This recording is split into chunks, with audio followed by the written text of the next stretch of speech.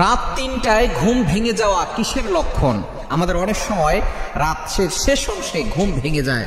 এটা কিসের লক্ষণে যদি আপনি জানেন, তাহলে আপনার যখন ঘুম ভেঙে যাবে আপনি আর ঘুমিয়ে থাকবেন না, আপনি ঘুম থেকে উঠবেন এবং আপনি আল্লাহর ইবাদত করা শুরু করবেন।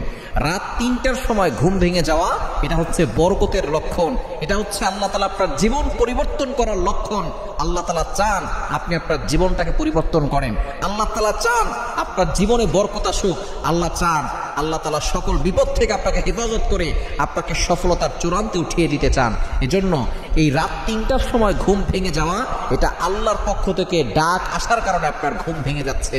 কেননা নবীজি সাল্লাল্লাহু আলাইহি ওয়াসাল্লাম জানিয়ে দিয়েছেন, বুখারী শরীফের হাদিস, সেই বুখারীতে এসেছে, আল্লাহ তাআলা শেষ রাত্রি প্রথম আসমানে আসে।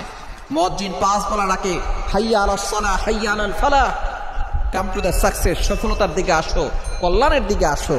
কিন্তু একটা সময় আছে যে সময় আল্লাহ তাআলা নিজে এসে প্রথম আসমানে এসে বান্দাদেরকে ডাকতে থাকেন।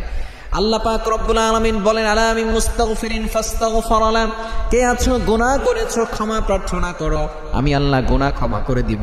কে আছো অভাবে পড়ে গেছো, আমি আল্লাহর কাছে বলো অভাব দূর করে দিব। কে আছো বিপদে পড়ে গেছো, আমি আল্লাহর কাছে বলো বিপদ থেকে উদ্ধার করে দিব। রাতের শেষ অংশে আল্লাহ প্রথম আসমানে এসে বান্দাদেরকে ডাকেন। ওই শেষ রাতে যদি কারো ঘুম ভেঙে যায়, মনে করবেন আল্লাহর ডাকে আপনার ঘুম ভেঙে গেছে, সাথে সাথে উঠবেন, 2 রাকাত নামাজ পড়বেন, ওযু করে নামাজ পড়ে 2 রাকাত 4 রাকাত যা পারেন পরে আল্লাহর কাছে দোয়া করবেন, আল্লাহর কাছে কান্নাকাটি করবেন। আল্লাহ তাআলা আপনার সকল বিপদ দূর করবেন, আপনার সকল অভাব দূর করে দিবেন।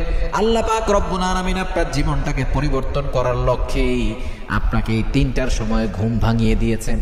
3টার সময় ঘুম ভেঙে গেলে আপনি আর ঘুমিয়ে থাকবেন না, আপনি আর চোখ বন্ধ করে রাখবেন না। ওই সময় ঘুম থেকে উঠে আপনি আল্লাহর ইবাদত করবেন। আপনি 2 রাকাত 4 রাকাত 6 রাকাত যা পারেন নফল নামাজ পড়ে আল্লাহর কাছে আপনার কষ্টের কথাগুলো বলবেন, আল্লাহর কাছে আপনার দুঃখের কথাগুলো বলবেন।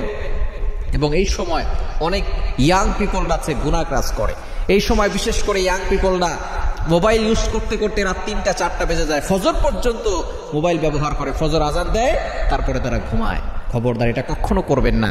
রাতের শেষ অংশে 2টা 3টার সময় আপনার ঘুম ভেঙে গেলে অবশ্যই ঘুম থেকে উঠবেন। নবীজি সাল্লাল্লাহু আলাইহি ওয়াসাল্লাম তাহাজ্জুদের নামাজ কখনো মিস করতেন না।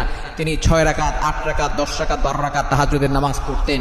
এরপরে আবার তিনি একটু রেস্ট করে তারপরে ফজর আজান দিলে এই সময় উঠে তিনি ফজরের সুন্নাত পড়ে তারপরে মসজিদে যেতেন। সুতরাং আমরাও এই 3টার দিকে যদি আপনার ঘুম ভেঙে যায়, রাতের শেষ অংশে যদি আপনার ঘুম ভেঙে যায়, মনে করবেন আল্লাহ তাআলা আপনাকে দুনিয়া ও আখিরাতে উভয় জগতে কল্যাণ দিতে চান।